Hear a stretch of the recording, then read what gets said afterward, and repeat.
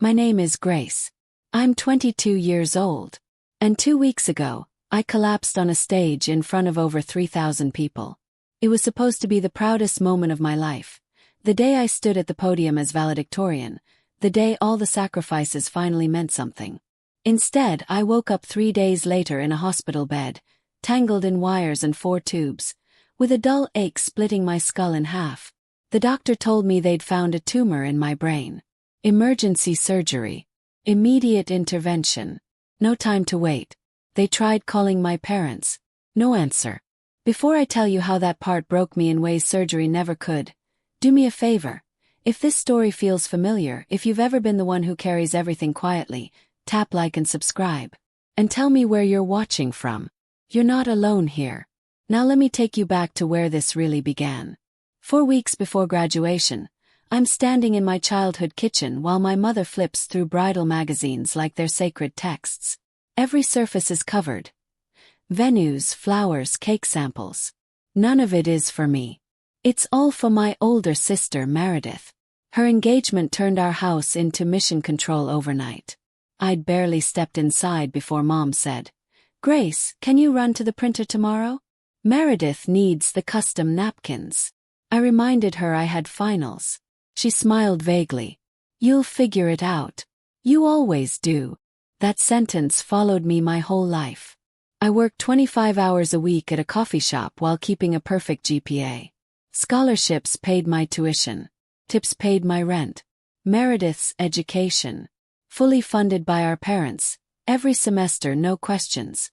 I tried once to make it about me. "Mom," I said carefully, "graduation's coming up. I need something to wear. Maybe we could go shopping together." She barely looked up. "You're great at finding deals online." Then, without missing a beat, "Your sister's engagement party is in 2 weeks. That's what matters right now." He nodded. I always nodded. Later that night, folding laundry in my old room, I overheard her on the phone. "Yes, she's valedictorian," Mom laughed. "Can you believe it? Terrible timing though. Meredith's party is the same week." She understands. She's very independent. Independent. That's what they call you when they don't want to show up. That night, I called the one person who always did. My grandfather. "Gracie," he said, warmth flooding through the line. "Tell me everything." So I did. About finals. About the speech. About how terrified I was to stand on that stage alone. He listened. Really listened. "I'll be there," he promised. "Front row." My voice cracked when I thanked him.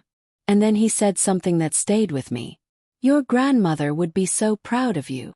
Before I could ask what he meant, Meredith barged into my room. "Did you use my dry shampoo?" She noticed my phone. Merk. "Oh, and congrats on the valedictorian thing." "I guess." Then she was gone. Grandpa had heard it all. He said nothing. Sometimes silence says everything.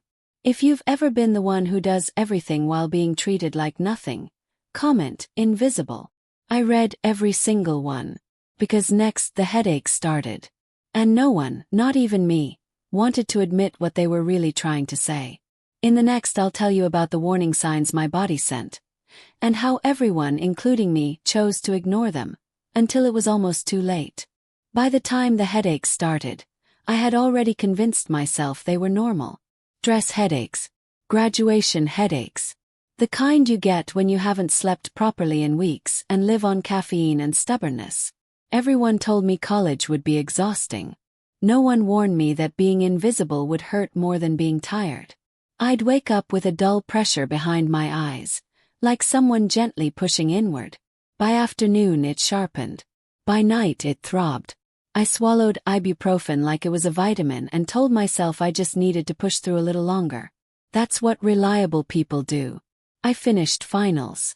Submitted my thesis. Picked up extra shifts at the cafe because rent didn't care that I was graduating with honors. The espresso machine hissed constantly, matching the buzzing in my head. "Grace, you okay?" Jamie asked one night as I leaned against the counter, dizzy. "Yeah," I said automatically. "Just tired. Always tired. Always fine." Then Mom called. "I need you home this weekend," she said. "We're setting up for Meredith's engagement party." "I'm working," I replied. "I've been covering shifts all week." Then sharper. "Call in sick. Meredith needs help." Something twisted in my chest. "What about what I need?" I asked quietly. Silence. Then the familiar dismissal. "Don't be dramatic, Grace. It's one weekend. One weekend. One more thing. One more sacrifice." Said yes. I always did. That night, my nose started bleeding while I was brushing my teeth. Not a trickle. A steady stream that soaked the tissue in seconds. 15 minutes passed before it finally stopped. Dry air, I told myself. On the drive home, my phone buzzed again. "Meredith, don't forget to pick up the napkins. And wear something nice. Tyler's parents will be there." "Not thank you. Not how are you. Just instructions." Dad followed up minutes later. "Can you pick up Aunt Carol from the airport Friday? Your mom and I will be busy." I pulled over to the side of the road, gripping the steering wheel as my hands shook. I couldn't tell if it was anger or fear. That was the night Rachel showed up at my apartment with Thai food and zero patience. "You look awful," she said, dropping the bags on the counter. "Love you too." She didn't smile. "When was the last time you slept?" "I sleep." She crossed her arms. "Jamie said you almost passed out at work." "I was dizzy." "You're burning yourself alive for people who wouldn't even notice if you disappeared." I tried to laugh it off. She didn't let me. "Grace," she said softly, "are your parents even coming to your graduation?" "Yes," I said too quickly. But when she asked when they'd last mentioned it, I had no answer. "They didn't come to your award ceremonies," Rachel continued. "Not one. It was always just you and your grandpa." That truth settled heavy in the room. "You don't have to keep setting yourself on fire to keep them warm," she said, reaching for my hand. "They're not even looking at the flame." That night, my vision doubled while brushing my teeth. The room tilted. I steadied myself against the sink and waited for it to pass. Did. Everything always did. So I swallowed more pills and went to bed. If this story feels uncomfortably familiar, pause for a second. Like the video, subscribe if you haven't, and comment where you're watching from. Stories like this hit different when you realize how many of us lived them. The next day was Meredith's engagement party. I spent 6 hours on my feet, setting chairs, arranging flowers, refilling glasses. 40 guests laughed under string lights while my head pulsed in time with the music. Someone called my name. Someone needed something. They always did. And as I smiled through the pain, pretending everything was fine, I had no idea that my body was already counting down. In the next, you'll see what happened at that engagement party. The moment I realized I wasn't just invisible, I was expendable. The morning of the engagement party, I woke up with a headache so sharp it felt personal. Not the dull pressure I'd learned to live with. This one pulsed behind my left eye like a warning siren. I lay in bed staring at the ceiling, counting breaths, waiting for it to fade. Didn't. Check my phone. 3 missed messages. "Mom, where are you?" "Mom, you need to come early." "Meredith, don't forget the napkins." No one asked how I felt. I dragged myself out of bed, swallowed 2 ibuprofen without water, and told my reflection, just get through today. That had become my mantra. By noon, the backyard looked like a wedding magazine exploded. White linens, gold accents, champagne flutes lined up like soldiers. Meredith floated through it all in a silk dress, glowing, laughing, already halfway to tipsy. "Grace!" Mom snapped. "More ice over there." "Yes, Mom." I bent to lift the cooler, and the world tilted sideways. For a split second I thought I might black out. I waited, breathing slowly, willing my vision to steady. No one noticed. By late afternoon the guests arrived. Tyler's parents, his co-workers, friends who didn't know my name but knew Meredith's ring size. I smiled when spoken to. Refreshed drinks. Clean spills. The reliable one. At one point, Meredith looped her arm through mine and pulled me toward the crowd. "Everyone," she announced loudly. This is my little sister. Scattered polite applause. She basically runs this house, Meredith laughed. I don't know what we'd do without her. I smiled, even as my jaw tightened. Then she leaned closer, voice pitched just right to carry. She's going to be a teacher. Can you imagine? Wiping noses for a living. Laughter rippled through the group. Like, visual. Cutting. My face burned. Oh, Meredith added as if remembering something insignificant. She's graduating next week. Someone asked. Oh, what's your major? Before I could answer, Meredith waved it off. She's valedictorian or something. Always been the smart one. But smart doesn't buy weddings, right? More laughter. I excused myself to the kitchen and leaned against the counter, pressing my palm to my eye. The pain had escalated from sharp to blinding. Felt nauseous, dizzy.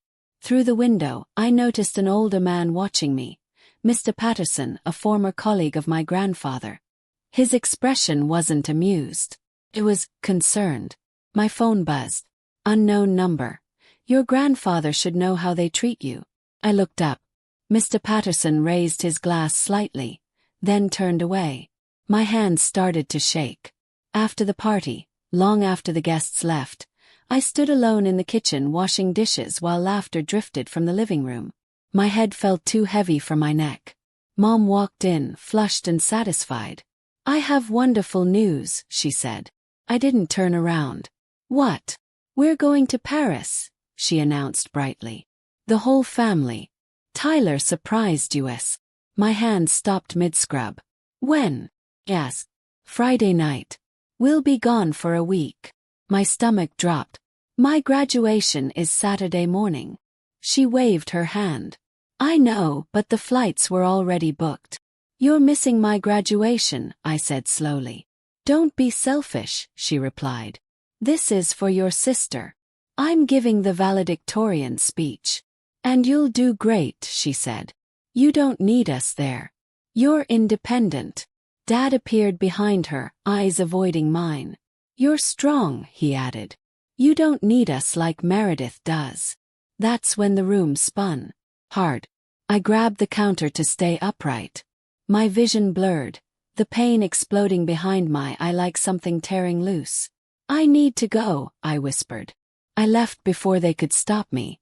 In my car, I sat in the dark, gripping the steering wheel, crying until my chest hurt. Somewhere deep inside, a quiet thought surfaced for the first time. What if this isn't just stress?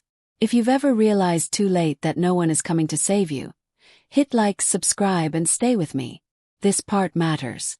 In the next, graduation gets closer, and the choice my family makes will push everything past the point of no return.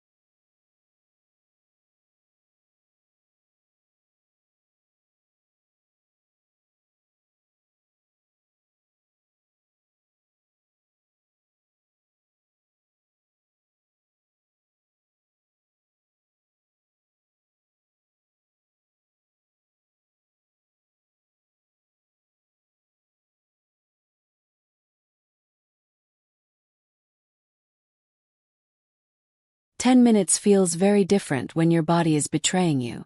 Standing backstage in a black graduation gown, I could feel sweat pooling at the base of my spine.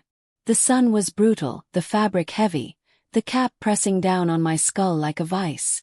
My heartbeat thudded unevenly in my ears. I told myself to breathe. 3,000 people waited on the other side of the curtain. I scanned the crowd one more time. Families packed shoulder to shoulder. Cameras ready. Proud smiles everywhere. Front row, Grandpa. Rachel beside him, phone already raised, recording. 2 empty seats next to them. Reserved for family. No one came. Grace Donovan, the announcer's voice boomed. Our valedictorian. Applause erupted. It rolled over me like a wave, loud and overwhelming. I stepped forward, legs unsteady, shoes clicking too loudly on the stage floor. Don't rush. Don't rush. I reached the podium and wrapped my fingers around the microphone. It felt slick under my hands. I found Grandpa's face again. He smiled at me like nothing in the world mattered more than this moment. That smile carried me through the first sentence. Thank you all for being here today. My voice sounded calm, almost normal. I stand before you not just because of grades or test scores, but because of the people who believed in me. The words were there. I'd rehearsed them 1,000 times. I knew exactly what came next. But something shifted. The stage tilted. Not metaphorically, physically. The crowd blurred at the edges, collapsing inward like I was looking through a tunnel. My left eye screamed with pain so sharp it stole my breath. I gripped the podium harder. I believed in me when I couldn't. The microphone slipped in my hand. A murmur rippled through the audience. I saw Grandpa's expression change, confusion snapping instantly into fear. Rachel stood up so fast her chair clattered backward. The lights were too bright. The heat unbearable. My knees buckled. The last thing I remember seeing were those 2 empty seats. Then the world went white. I didn't hear myself hit the stage, but I heard the scream that followed. Someone shouted for a doctor. Someone else yelled to call 911. Hands touched my face. My name echoed from somewhere far away. Grace, Grace, can you hear me? Grandpa's hand wrapped around mine. Desperate. I'm here, sweetheart, he said, voice breaking. I'm here. I tried to answer him. Tried to say I was okay. But the darkness swallowed me whole. The next part of the story doesn't belong to me. I wasn't conscious for any of it. Rachel told me later how the ambulance took 14 minutes. How the medics moved fast. How the hospital staff rushed me through scans while she and my grandfather sat frozen in a waiting room that smelled like disinfectant and fear. D-scan. Then MRI. Then the doctor's face changed. Brain tumor. Pressing against my frontal lobe. Emergency surgery. Immediately. We need consent, the surgeon said. We need family. Rachel pulled out my phone. First call voicemail. Second call voicemail. Third call voicemail. She left message after message, her voice cracking. Please, she begged. She collapsed at graduation. This is serious. Nothing. Grandpa called next. My father finally answered, at the airport. We're boarding, Dad said calmly. Can you handle it? Grandpa's voice went cold. Your daughter is about to have brain surgery. We're about to take off, Dad replied. We'll call when we land. And just like that they chose Paris. If you're still here, pause for a second. Like the video. Subscribe if you haven't. Stories like this don't get told unless people stay. In part 6, I'll tell you what happened while I was unconscious. And what I woke up to 3 days later that changed how I saw my family forever. I don't remember the surgery. I don't remember the operating room lights, the cold metal table, or the way the doctor spoke quickly in clipped, urgent sentences. I don't remember the mask lowering over my face or the moment my body went still. All of that was told to me later. What I know is this. While I was unconscious, the people who loved me showed up, and the people who raised me chose not to. Rachel told me the surgery lasted nearly 5 hours. The tumor was larger than expected. Benign, thank God, but dangerously close to areas that controlled speech and motor function. The surgeon warned them there were risks. Memory loss. Personality changes. Worse. My grandfather signed the consent forms with shaking hands. He never left the hospital. Rachel barely did either. They slept in plastic chairs, drank terrible vending machine coffee, and waited for news they were terrified to receive. Every hour felt like a year. My parents, meanwhile, were 30,000 feet in the air. Rachel said the hardest part wasn't the waiting. It was the silence from my phone. No callbacks. No frantic messages. No apologies. Nothing. When the surgeon finally came out and said the words, "She made it," Rachel collapsed into a chair and sobbed. My grandfather cried openly, not bothering to hide it from anyone. They wheeled me into recovery. I didn't wake up. Hours passed. Then a full day. Then two. On the third morning my fingers twitched.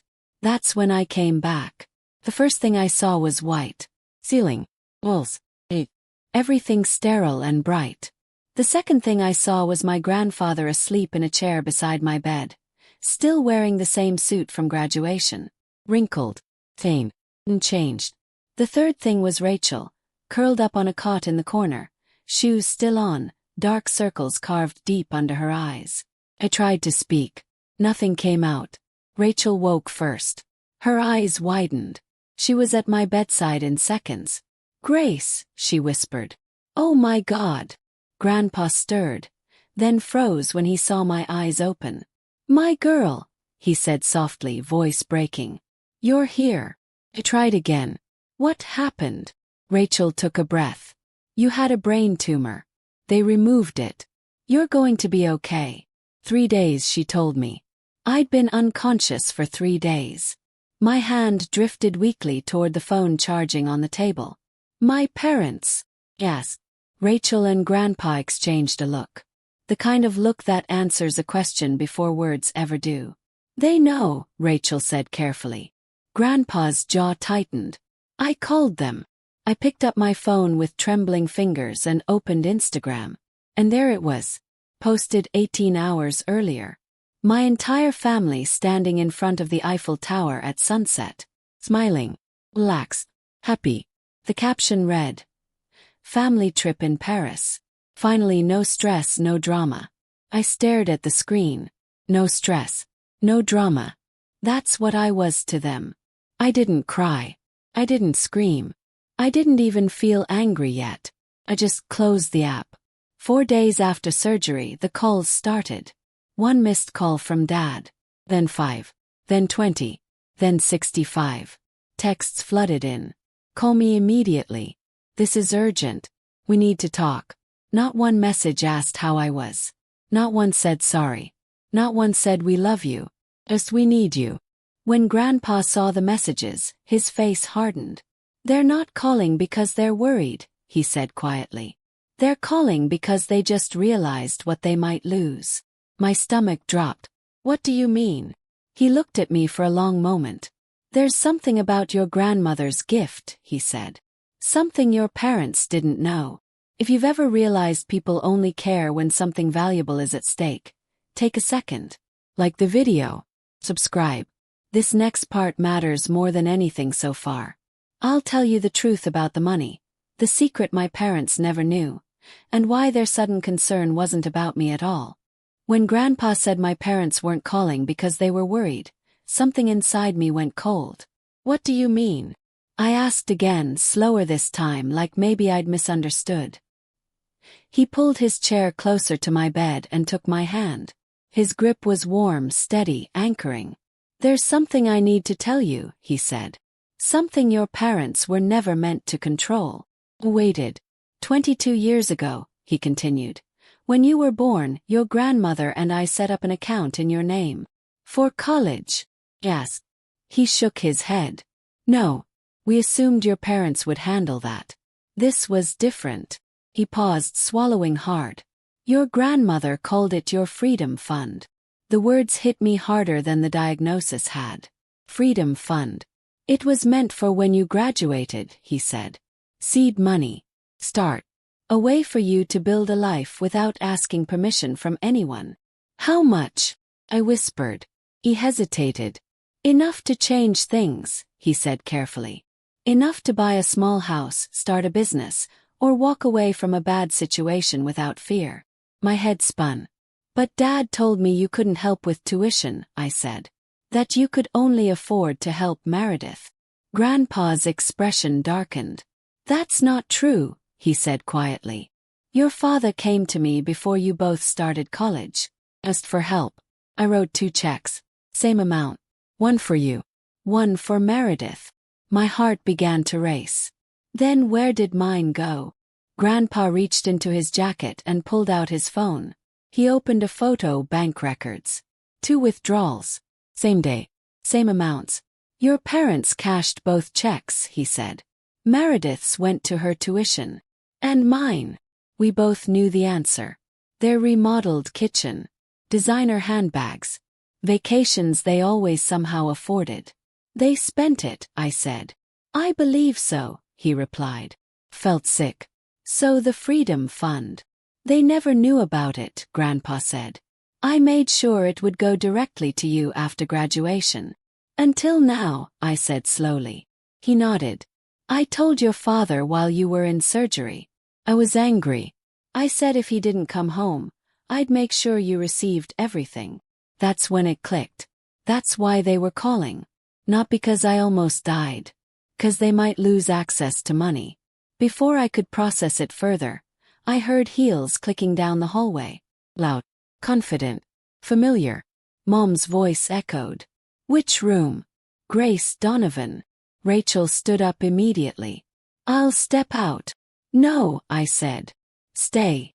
The door swung open. Mom rushed in first, face arranged into perfect concern. Oh, Grace, she said, leaning in for a hug. We came as fast as we could. I didn't hug her back. As fast as you could, I repeated calmly. 5 days later. Her smile faltered. Dad followed, eyes tired, avoiding mine. Then Meredith. Shopping bags still in her hands. You look better than I expected, she said. Rachel made a sound I'd never heard before. Pure disbelief. Mom cleared her throat. Grace, we need to talk. Privately. Rachel didn't move. She stays, I said. Before Mom could argue, Grandpa walked in. The air shifted instantly. Douglas, he said coldly. Pamela. Dad stiffened. You finally found time, Grandpa continued. After Paris. Mom bristled. Howard, this is family business. She is my family, Grandpa snapped. And for 22 years, you treated her like an afterthought. Dad tried to reason. We didn't know it was that serious. You were told she needed emergency brain surgery, Grandpa said. You boarded the plane anyway. Silence swallowed the room. Then Grandpa said the words that changed everything. You didn't come back for Grace. You came back because you heard about the money. Mom's face drained of color. If this story is hitting close to home, pause for a moment. Like the video. Subscribe if you haven't. What happens next is the turning point. My mother finally tells the truth about why she never loved me, and it's something I never saw coming. The room felt smaller after Grandpa said it. You came back because you heard about the money. No one spoke at first. Mom's lips parted like she wanted to deny it, but nothing came out. Dad stared at the floor. Meredith crossed her arms, jaw tight, eyes darting between everyone like she was watching a fight she never expected to be in. Finally, Mom laughed. It wasn't warm. It wasn't kind. It was brittle. You always hated me, she said to Grandpa. Ever since the beginning. That's not what this is about, Grandpa replied. Yes, it is, she snapped. Then she turned to me. You want the truth, Grace, she said, voice trembling. You really want to know why things were always difficult between us? I swallowed. Yes. Dad reached for her arm. Pam, don't. He shook him off. No. She deserves to hear it. She took a breath, eyes glassy but sharp. Every time I looked at you, she said, I saw her. He frowned. Who? Eleanor, she spat. Your grandmother. The name landed like a slap. You look just like her, Mom continued, voice rising. The same eyes. The same mouth. That same expression that always made me feel like I wasn't good enough. Grandpa went very still. For 26 years, she said, I lived in that family feeling judged. Nothing I did was ever right. And then she died and I thought, finally, I could breathe. Her voice cracked. And then you were born. The room was silent except for the soft beep of the heart monitor beside me. I tried, she said quickly, almost defensively. I really did. But every time you walked into a room, it felt like she was back. Watching. Disapproving. Rachel's voice cut in sharp. She was a baby. I know, Mom shouted. Then softer. I know. Tears spilled down her cheeks now, real ones. But feelings aren't logical, she whispered. And I didn't know how to separate you from her. Something inside my chest finally snapped into place. All the missed birthdays. The indifference. The way she flinched when I entered a room. It was never about what I did. It was about who I reminded her of. I never even met her, I said quietly. Mom didn't answer. That told me everything. I pushed myself upright against the pillows, ignoring the ache in my body. I spent my whole life wondering what I did wrong, I said calmly. Why Meredith was loved openly and I had to earn scraps of attention. Meredith shifted uncomfortably. I thought if I worked harder, behaved better, achieved more, you'd finally see me, I continued. But you weren't looking at me. You were looking at a ghost. Mom covered her face. Rachel stepped closer to the bed. Grandpa squeezed my hand. And you, I said, turning to Dad. You watched this happen. He flinched. I told myself you were strong, he said quietly. That you didn't need us. That was easier, I replied. Because standing up for me would have meant conflict. He nodded, shame written all over his face. Took a breath. I don't hate you, I said to them. But I can't keep pretending this was normal. Dad looked up. What do you want from us? The question hung heavy in the air. I want to be seen, I said. Not managed. Not tolerated. Seen. Silence. And if that's not possible, I added, then I need space to build a life where I'm not invisible. Mom looked up, eyes red. I'm sorry, she whispered. I was wrong. Believe she was sorry. I wasn't sure it changed anything. If you're still here, take a second. Like the video. Subscribe if you haven't. Stories like this only matter if we let them matter.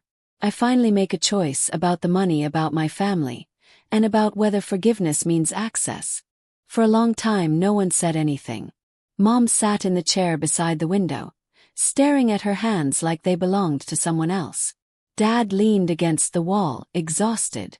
Meredith hovered near the door, arms crossed, defensive and silent. I was the one in the hospital bed. But somehow, for the first time in my life, I felt like I was the one standing. Grandpa broke the silence first. He reached into his jacket and pulled out the manila envelope, the same one I'd seen him holding at graduation. This is yours, he said, placing it gently on my lap. Your grandmother set this aside for you before she passed. It's been waiting for you all these years. I didn't open it. I didn't need to. I already knew what everyone in the room was thinking. Dad cleared his throat. Grace. Maybe we should talk about how this is handled. I looked at him. Really looked. For the first time I didn't feel the urge to shrink. There's nothing to discuss, I said. It's mine. Mom flinched. You're being unfair, Meredith said suddenly. We're family. I almost laughed. Family. I repeated. You were shopping while I was in surgery. Her face hardened. I didn't know it was that serious. Because you didn't ask, I replied calmly. She opened her mouth, then closed it. I turned back to my parents. I'm not taking this money to punish you, I said. I'm taking it because it's what my grandmother wanted. And because it gives me something I've never had. What's that? Dad asked quietly. Choice, I said. Mom's voice was small. Are you cutting us off? I shook my head. No. But I'm changing the rules. They waited. I won't be the person you call when you need something, I said. I won't fix things. I won't cover for anyone. And I won't accept love that only shows up when there's something to lose. The words felt solid in my mouth. Meredith scoffed. This is about money. This is about boundaries, I corrected. The money just made them visible. Grandpa nodded once. Rachel squeezed my shoulder. Dad stepped forward slowly. Is there any way to fix this? Thought about that. About the years I spent trying to earn affection. About the empty seats. About waking up from surgery to an Instagram post. Yes, I said finally. But not today. Hope flickered in Mom's eyes. If you want to be in my life, I continued, you have to earn it the way I did, with consistency. With honesty. With showing up when it's uncomfortable. Mom wiped her eyes. I'll try. I know, I said gently. But trying doesn't erase 22 years. Meredith grabbed her purse. This is insane, she muttered. You're tearing this family apart. I met her gaze. I didn't tear it apart. I stopped holding it together alone. She stormed out. The door clicked shut. Mom stood slowly, following her. Dad lingered a moment longer. I failed you, he said quietly. Yes, I replied. But you don't have to keep failing me. He nodded once and left. The room felt lighter when they were gone. 2 weeks later I was discharged. The tumor was gone. The doctors called it a miracle. I called it a second chance. I didn't go home. I used part of the money to rent a tiny apartment near the school where I'd accepted a teaching job. 1 bedroom. Kitchenette. A window that overlooked a parking lot. It was perfect. Meredith blocked me on social media. Her bio changed to, some people don't appreciate family. Rachel sent me a screenshot with laughing emojis. A week later, Rachel called me, barely containing her excitement. You're not going to believe this, she said. Tyler's reconsidering the engagement. Felt nothing. Not victory. Not relief. Just peace. If this story resonates, take a second. Like the video. Subscribe if you haven't. The next part is quieter. But it's where healing actually begins. Life moves forward. And for the first time I learn what it feels like to build something that's truly mine. Healing didn't happen all at once. It came in small, ordinary moments. The kind you don't notice until you realize they've added up to something bigger. My new apartment smelled like fresh paint and cheap coffee. The furniture didn't match. The couch sagged in the middle. The window looked out over a parking lot instead of a skyline. But every night when I locked the door behind me, the silence felt safe. I started physical therapy twice a week. My balance was off at first. My words sometimes lagged half a second behind my thoughts. The doctors said it was normal. What surprised me was how patient I felt with myself. For once, I wasn't racing to prove anything. Rachel helped me unpack boxes, critiquing my bookshelf organization like it was a competitive sport. Alphabetical is unhinged, she said, holding up a novel. Vibes only. You're banned from my apartment, I replied. She grinned. You love me. She was right. My grandfather visited every Sunday. We cooked simple meals together. Soup, pasta, things that didn't require standing too long. Sometimes we talked. Sometimes we didn't. Presence was enough. One afternoon, while clearing out the last box, Grandpa handed me an envelope. This is from your grandmother, he said. Inside was a handwritten letter, dated 25 years earlier, addressed to my future granddaughter. Cried reading it. She wrote about believing in me before I existed. About wanting me to have choices she never did. About not confusing love with obligation. I folded the letter carefully and kept it in my nightstand. Teaching started in the fall. My classroom was small. 26 desks, mismatched posters, a whiteboard that squeaked, but it felt right. The kids were loud, awkward, curious. Real. On the first day, a quiet boy in the back raised his hand and asked, Miss, do voices really matter? Smiled. Every single one. At home, the fallout continued. Meredith deleted the engagement photos. Then the announcement. Then blocked me again, this time everywhere. Mom sent a card. Not an apology. Just thinking of you written carefully in blue ink. Dad started calling every Tuesday. First, the conversations were stiff. How are you feeling? Better. What did you have for dinner? Small questions. Clumsy ones. But he asked. And he listened. That mattered. One evening, months later, there was a knock at my door. Dad stood there holding a cardboard box. I should have called, he said. But, can I come in? Inside the box were old photo albums. A hand-embroidered handkerchief with my grandmother's initials. Your mom was going to throw these out, he said quietly. I couldn't let her. I held the handkerchief like it might disappear. I'm not asking for forgiveness, Dad said.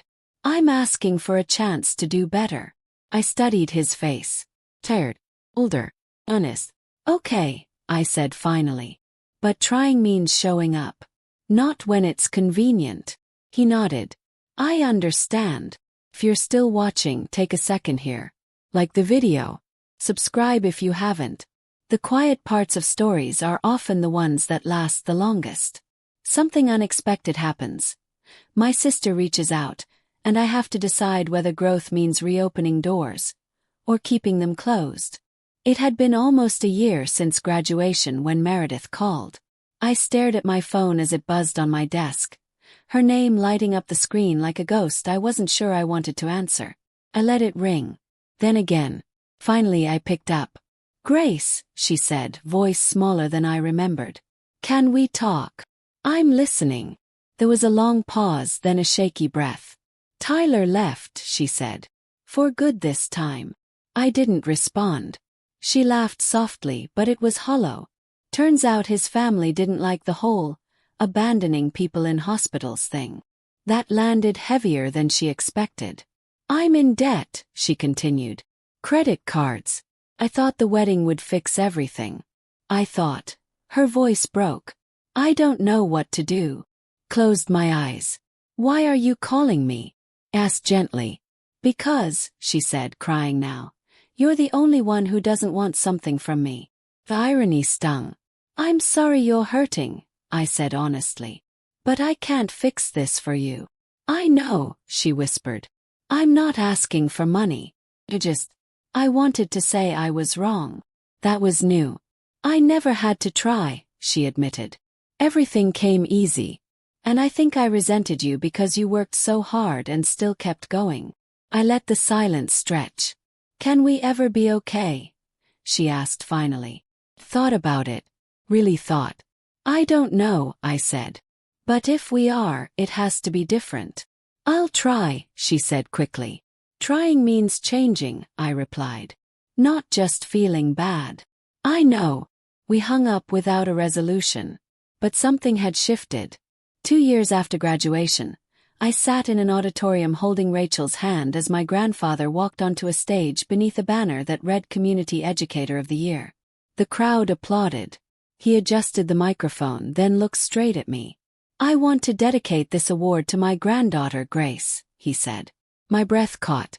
She nearly died 2 years ago, he continued calmly. And when she woke up, she learned who would stay and who would not. The room was silent. But she didn't become bitter, he said. She built a life full of people who choose her, not for what she gives, but for who she is. Tears streamed down my face. This, Grandpa said, lifting the award slightly, belongs to her. Afterward, I hugged him so tightly he laughed.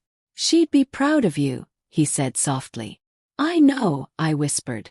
That night, one of my students stayed behind after class. Miss Donovan, he said nervously, did you ever feel like no one sees you?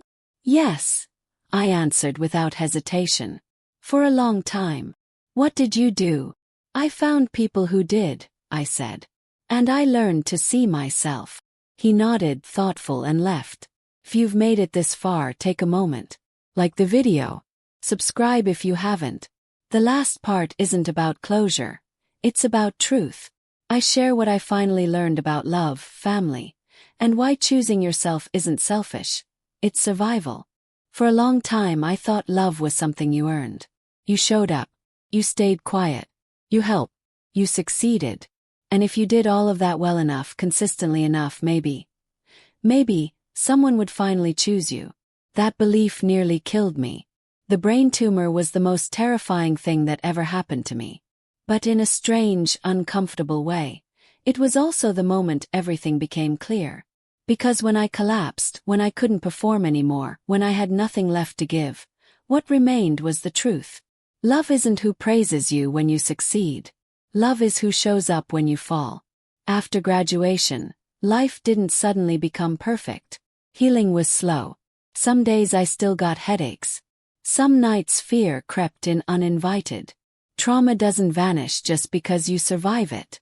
But I stopped pretending. I stopped shrinking. I stopped offering pieces of myself to people who only noticed when something valuable was at stake. My family didn't disappear. They changed. Dad kept calling every Tuesday. Sometimes we talked about nothing. Sometimes we talked about everything. He learned how to listen instead of assume. Mom sent letters instead of demands. Careful. Measured. Trying. I accepted what she could give without excusing what she couldn't undo. Meredith and I spoke occasionally. Lowly. Honestly. Not close but real. And for the first time that was enough. 'Cause I had built something else. A home where silence felt safe. Classroom where voices mattered. A chosen family that didn't require me to bleed to belong. One afternoon, sitting alone in my apartment, I reread my grandmother's letter. She wrote, "Never confuse being needed with being loved. And never sacrifice yourself for people who wouldn't do the same." Finally understood. People like my mother weren't villains. They were wounded. Untreated pain doesn't disappear, it spills. Onto children. Onto silence. Onto the most convenient target. And people like me. We learn to survive by becoming invisible. Helpful. Easy. Psychologists call it people-pleasing.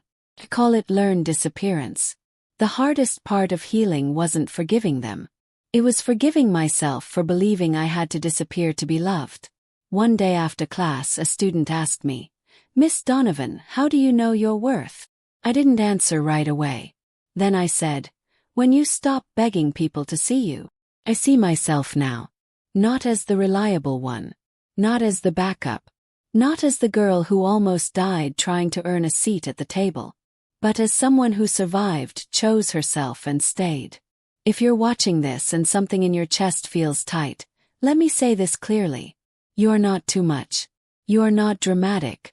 You are not selfish for wanting to be chosen. And you are allowed to walk away from people who only love the version of you that serves them. If this story meant something to you, please like the video. Subscribe if you haven't. And if you've ever been the invisible one, the strong one, the one who carried everything alone, tell me in the comments. I read them. See you. Love is who shows up. Love is who stays. And choosing yourself. That isn't selfish. That's survival.